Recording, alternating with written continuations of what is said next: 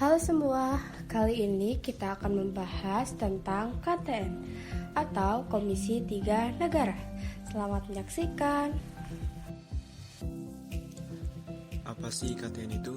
KTN atau Komite Tiga Negara adalah komite yang dibentuk pada tanggal 25 Agustus 1947 oleh Dewan Keamanan PBB yang akan menjadi penengah konflik antara Indonesia dan Belanda. Untuk penjelasan lebih lanjut, disimak videonya ya. Komisi Tiga Negara dibentuk oleh Dewan Keamanan PBB sebagai penengah konflik yang terjadi antara Indonesia dan Belanda. Pada tanggal 20 Juli 1947, Gubernur Jenderal Hubertus Johannes Panmuk mengumumkan bahwa Belanda tidak lagi terikat dengan perjanjian Linggarjati.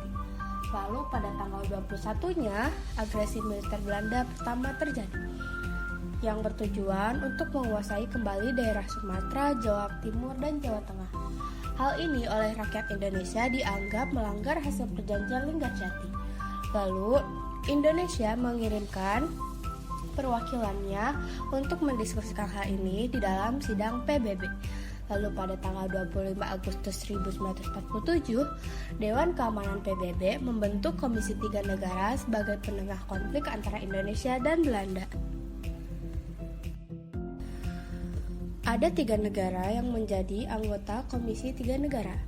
Yang pertama ada negara Belgia, yang kedua ada negara Australia, dan yang ketiga ada negara Amerika. Delegasi dari Belgia yang mewakili Belanda dalam KTN adalah Paul van Zielen. Lalu anggota KTN dari Australia yang menjadi wakil dari Indonesia adalah Richard C. Kirby. Lalu ada delegasi dari Amerika Serikat sebagai perwakilan Indonesia dan Belanda dalam KTN adalah Dr. Frank Porter Graham. Komisi Tiga Negara mengusulkan perundingan pada tanggal 8 Desember 1947 di atas kapal Ratvila yang berlabuh di Jakarta. Perundingan dimulai pada tanggal 8 Desember 1947 sampai dengan 17 Januari 1948 yang menghasilkan persetujuan damai antara Indonesia dengan Belanda yang tertulis dalam perjanjian Reveille. Komisi Tiga Negara memberikan dampak yang begitu besar bagi Indonesia, yaitu yang pertama, menekankan terjadinya agensi militer antara Indonesia dan Belanda yang sering bertaruh pasca agensi militer Belanda I. Yang kedua, mempertemukan Indonesia dengan Belanda dalam perjanjian Reveille. Yang ketiga, Indonesia kehilangan sebagian daerah kekuasaannya karena garis Van Mock yang harus diakui sebagai daerah kekuasaan Belanda.